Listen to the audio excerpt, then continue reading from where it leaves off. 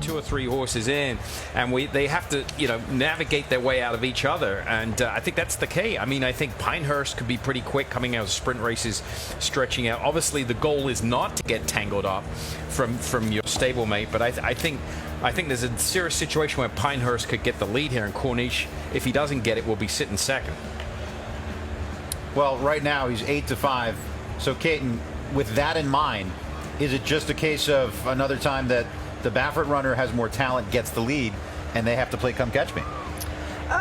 I think it could be, but I don't know that he's one-dimensional. I think that it's very possible that maybe Barossa gets the lead. It looked like Pinehurst was getting very, very warm in the warm-up, and that would concern me just a little bit. But I think he could concede the lead and sit just off, and Corniche and still be very effective in here. The one horse that I would consider, though, using underneath would be the 4 Papa Cap at 14-1. I think he's an improving horse. He ran behind the favorite last time out, and like you always say, Mike, some of these horses early on in their career, they end up on the lead just because they're faster than everybody else. As the races get progressively tougher, they don't need to be on the lead. They can sit and then finish. They're just faster than their peer group right now. Well, we'll see who the fastest of these juveniles are in just a matter of moments. They've begun the loading process. Into the starting gate they go for the $2 million TVG Breeders' Cup Juvenile presented by Thoroughbred Aftercare Alliance. Let's go to the voice of the Breeders' Cup, Larry Colmus, for the call. Tough to Tame goes in. 1 left to load, and that is Corniche. American Sanctuary goes in. Corniche coming up. And they're all in line. Could just be better than everybody else. I mean, there's a distinct possibility.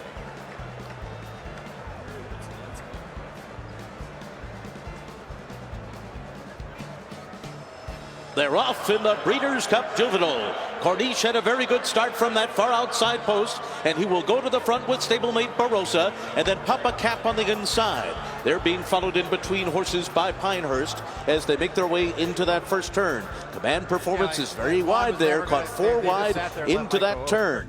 And then it's Giant Game, Tough to Tame, a 5-length gap back to Double Thunder, who races just to the outside of Oviatt Class, who's down toward the rail. At the back of the pack are American Sanctuary and Japan's Jasper Great. So the opening quarter mile was 23.03 seconds, and Corniche is able to make the lead from that far outside post, and he's in front by a length, with Pinehurst running along in second position.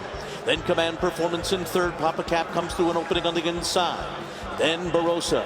Giant Game has 4 lengths to make up as they continue their journey up the backstretch through a 46.15 half mile. The pace is hot. And then it's Tough to Tame, followed by Jasper Great, who's about 8 lengths off the lead. Double Thunder is next. American Sanctuary and Oviatt Class. Corniche heads for the far turn in front. He's got a 2-length lead on Command Performance. Pinehurst is in between horses. Papa Cap is down at the rail. Giant Game is sent up 4 wide, midway on the far turn.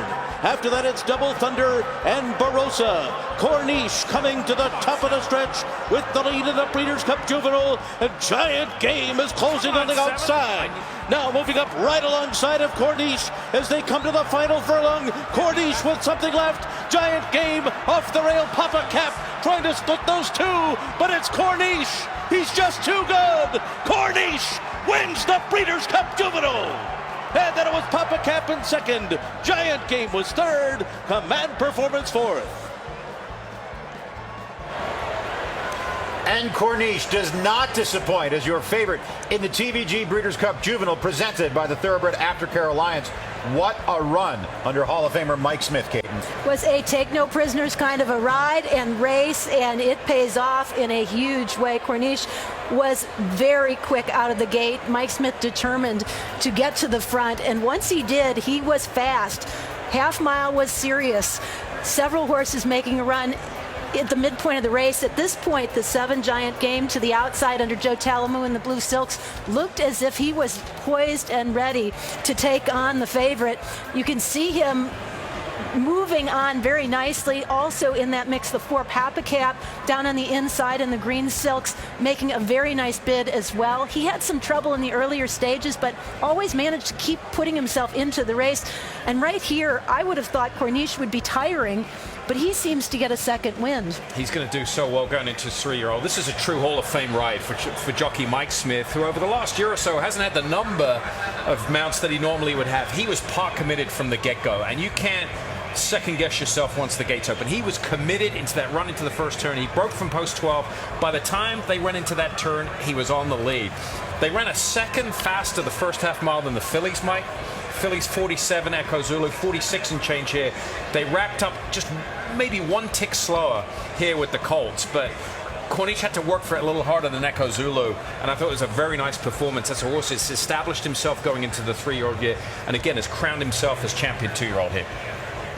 Another Keeneland graduate finding its way here to the winner's circle at the Breeders' Cup, an occurrence that has become commonplace. By Quality Road as well. We heard that brilliant